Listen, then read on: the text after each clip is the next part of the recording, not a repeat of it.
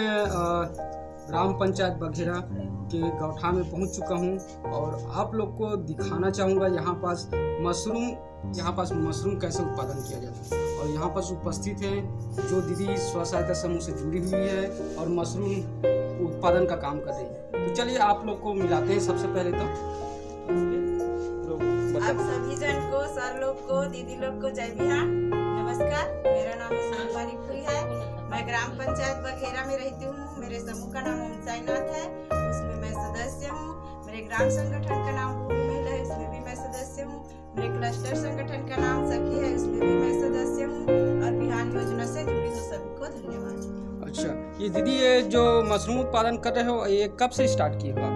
ये 28 तारीख 28 तारीख को। अच्छा, अभी उत्पादन हो चुका है आप लोग का उत्पादन हो चुका है कुछ? अच्छा, कितना किलो उत्पादन हो चुका है? अभी तक तो 2 किलो बेचे हैं। अच्छा, 2 किलो बेच चुके। कैसे किलो में बेचते हैं? 50 रुपए पाव, 200 रुपए किलो। अच्छा, 50 रुपये पाव और 200 रुपये किलो में बेच रहे हैं आप लोग, है ना? हाँ। और कहाँ बेचते हैं आप लोग? ये गांव के लोग ले जाते हैं सर। अच्छा, जिसको ले जाना है। और सर लोग यहाँ देखने के लिए आते हैं ना गौठान, हाँ, वो भी ले जाते हैं। अच्छा, तो आप जिसको अगर ज़रूरत रहेगा दूसरे गांव के, जैसे आप ही तो आप अपने गांव में बेच रहे हैं, अगर दूसरे गांव के लोग अगर यहाँ लेने आएंगे तो उसके लिए उपलब्ध हो जाएगा? हो जाएगी सर। 96 बैग है सर। अच्छा, चलो ठीक है, बहुत बढ़िया। तो इस गतिविधि करते हैं आप लोग? हम लोग कुक्कुट पालन कर रहे हैं और वर्मी कंपोस्ट खाद बना रहे हैं। अच्छा, चलिए ठीक है, हम लोग को थोड़ा सा मुर्गी सेट का दिखा दीजिए, है ना? ठीक है सर।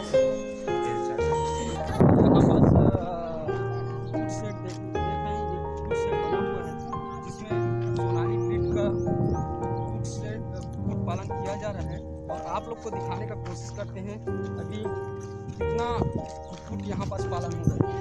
बड़ा सा कुक्कुट सेट नरेगा के तहत इस गौठान में बनाया गया है और बहुत ही अच्छा बनाया गया है। तो देखते हैं, चलिए, और आपको बताने की कोशिश करते हैं कैसे कुक्कुट पालन कर रहे हैं स्व सहायता समूह।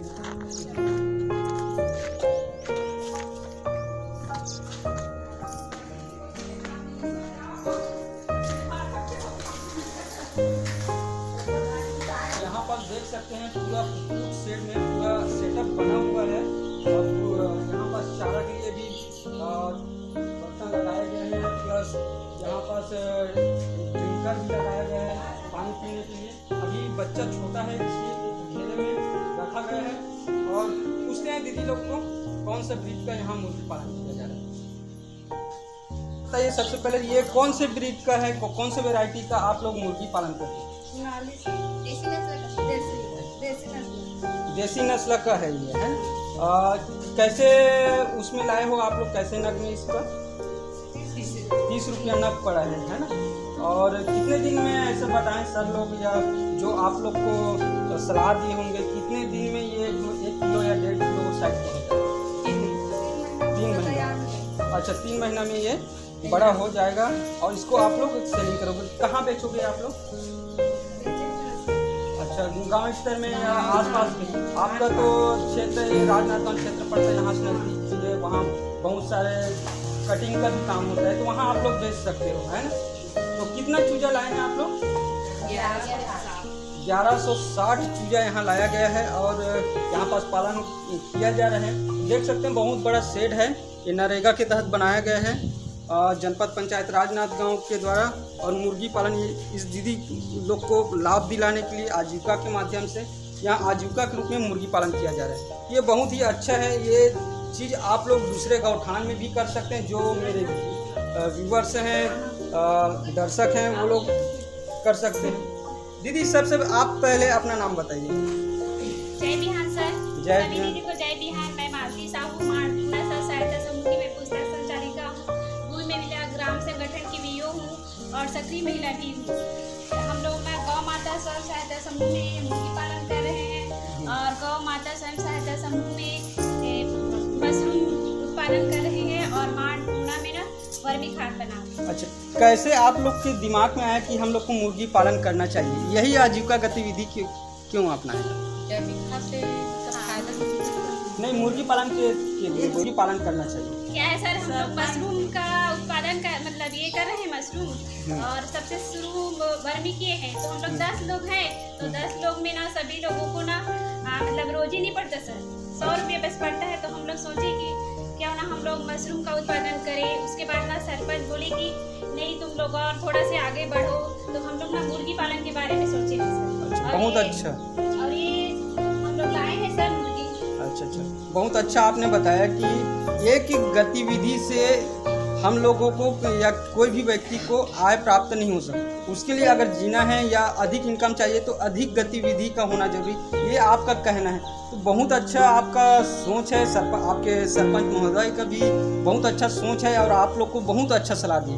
तो मैं जो सारे दीदी है इस राजनांदगांव ब्लॉक के हो चाहे राजनांदगांव जिला के जो गौठान गतिविधि से जुड़े हुए हैं, वो इन यहाँ के दीदी लोग को से सीखने का ज़रूरत है कि एक गतिविधि जो वर्मी कंपोस्ट कर रहे हैं उससे अगर वो करोड़ों रुपया या लाखों रुपया कमाने का सोच रखते हैं तो ये बहुत ही गलत बात है। इनके जैसा सोच बनाना पड़ेगा आप लोग को।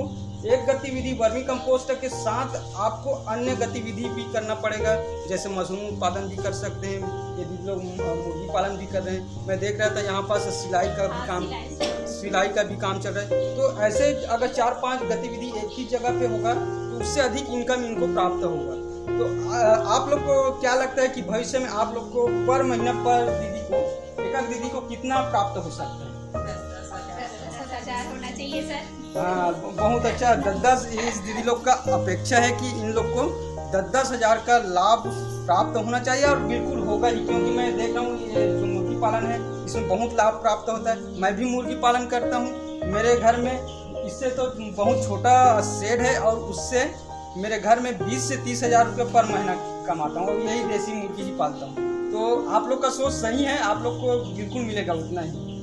ठीक है सर, मैं एक बात और बोलना चाहती हूँ कि जैसे हम लोग महिला हैं आगे बढ़ने के लिए, तो हम लोग जनपद के माध्यम से बिहार में जुड़े हुए हैं सर, तो हम लोग उसके माध्यम से आगे बढ़े।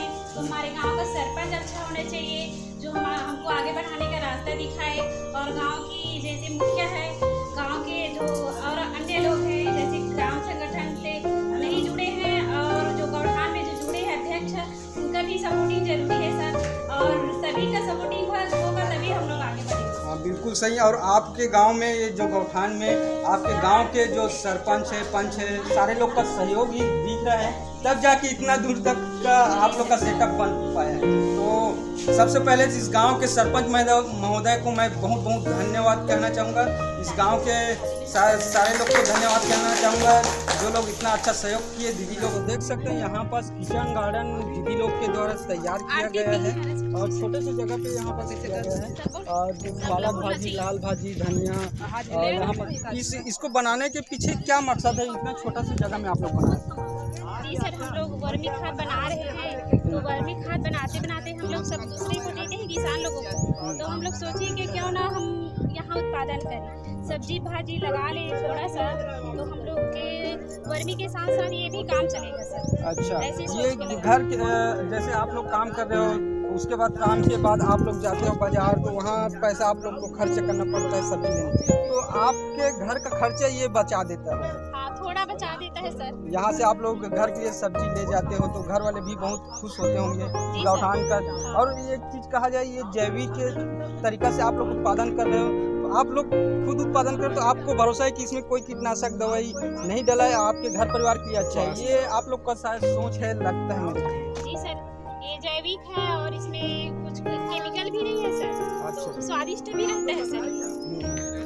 चलो ठीक, बहुत बहुत धन्यवाद दीदी। आप लोग का अच्छा सोच है कि इतना अच्छा किचन गार्डन बनाए अपने घर के लिए, यहाँ से सब्जी का आप पूर्ति कर रहे हैं। चलिए, अभी मैं वर्मी कंपोस्ट शेड में उपस्थित हूँ और हमारे बीच है हमारे जनपद पंचायत राजनांदगांव के NRLM डिपार्टमेंट से PPM साहब, जो कि अभी इनके ऊपर ही सबसे बड़ा जिम्मेदारी है इस आजीविका गतिविधि को संचालित करवाने में, और ये इस गौठान का प्रभारी अधिकारी भी है। तो इनसे हम जानने का कोशिश करते हैं क्या क्या गतिविधियां यहाँ संचालित हो रही है और किस तरह से संचालित हो रही है। बघेरा गौठान जो है वो कलेक्टर साहब और जिला पंचायत सर के मार्गदर्शन में निरंतर प्रगति कर रहा है। वाले समय में मेरे साथ दीदी लोग हैं समूह की, और इनके जैसी यहाँ कम से कम 40 महिलाएं जो है समूह की, ये काम कर रही हैं। बिहान से ये प्रेरित तो थी, लेकिन इनके पास एक नियमित रोजगार का साधन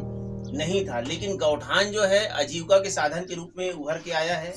एक समय में सब सोचते थे कि गौठान में केवल जानवरों का ही विचरण का स्थल रहेगा, लेकिन अब हमको देखने को मिल रहा है कि यहाँ जानवरों से संबंधित आजीविका के साथ साथ महिलाएं जो रुचि रखती थी वो आजीविका भी चल रहा है। मेरे साथ जो ये बैठी हैं, ये वर्मी कंपोस्ट, मशरूम उत्पादन, कुक्कुट पालन, सिलाई कार्य, रेशम का धागा बनाना, अलग अलग गतिविधियां कर रही हैं। इनके आय में 1 से 1.5 साल में वृद्धि हुई है। आज यहाँ पर गौठान में जितनी महिलाएं हैं उनका कम से कम 3 से 4 हजार रुपया हो गया है। और इसको हम लोग 1-2 महीना में लक्ष्य रखे हैं कि प्रत्येक सदस्य कम से कम मासिक 6 हजार रुपया आमदनी प्राप्त करे।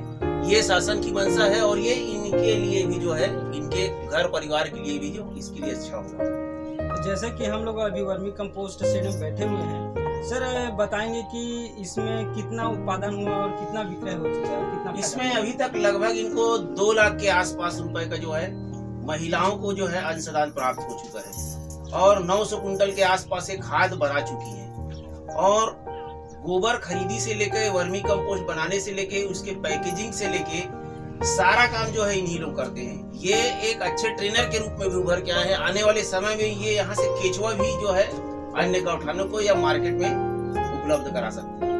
बहुत बहुत धन्यवाद सर। किसान लोग का, आप लोग के जो वर्मी आप उत्पादन कर रहे हैं वर्मी कंपोस्ट, उसका उनका क्या फीडबैक ऐसा है कि अभी कई समय से जो है केमिकल यूरिया डाल के किसान जो है अपने जमीन को, कृषि भूमि को कहीं न कहीं नष्ट करने का हम लोग कोशिश किए हैं, जिससे हर बार हमको वही प्रक्रिया अपनाना पड़ता है। वो तत्काल में तो फसल अच्छा दिखाता है, लेकिन भविष्य के लिए हमारा जमीन जो है खराब होते जाता है। अब किसान को भी समझ में आ रहा है, इतनी बड़ी मात्रा में लोग तैयार कर रहे हैं और उसका जो अभी पिछले 2 साल में फसल लिए हैं, ठीक है, उसके फसल में और बाकी केमिकल के फसल को अंतर किए हैं तो उसमें बहुत फर्क आया है। आप समान तौर पे देखना, धान का बाली, एक केमिकल वाला जो धान रहता है उसका बाली और एक वर्मी कंपोस्ट या गोबर खाद या गौमूत्र डाला हुआ जो दवाई रहता है उसके बाली में अंतर रहता है। तो ये प्रभाव पड़ा है। किसान भी अब धीरे धीरे समझ रहे हैं कि हमको ज्यादा से ज्यादा अपने ही गांव का वर्मी खाद उपयोग करना है। बहुत बहुत धन्यवाद सर, आपने बहुत अच्छा जानकारी दिया और दीदी लोग के मदद कर रहे हैं आप एक नोडल अधिकारी होने के तहत। तो दीदी लोग से चाहूंगा कि आप लोग जोरदार ताली बजाए सर की। आइए आपको संपर्क कराते हैं श्री हरीश देशमुख, सरपंच ग्राम पंचायत बघेरा से।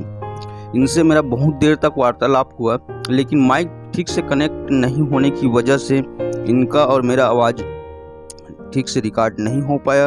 इनसे मैं जब वार्तालाप कर रहा था तो इन्होंने बताया कि यहाँ पास गौठान में कोसा उत्पादन का भी कार्य किया जाएगा, जिसके लिए कोसा उत्पादन के लिए प्लांटेशन का कार्य अभी चल रहा है।